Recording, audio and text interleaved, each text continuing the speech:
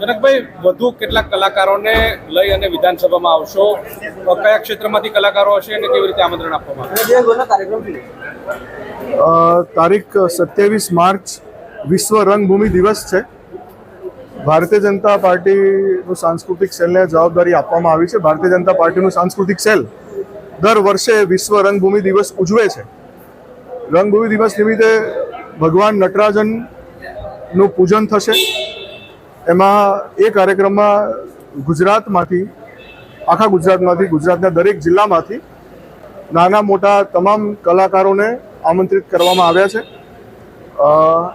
અને ખાસ એ દિવસ વિશ્વ રંગભૂમિ દિવસ છે એટલે પસંદ કર્યો છે. જે કલાનું પૂજન છે, ભગવાન નટરાજન એ કલાની મૂર્તિ છે, તો ખાસ એટલે એ દિવસ પસંદ કરવામાં આવ્યો છે. અને એ દિવસે અહીંયા વિધાનસભામાં તમામ કલાકારો આવશે, વિધાનસભાની વાત છે.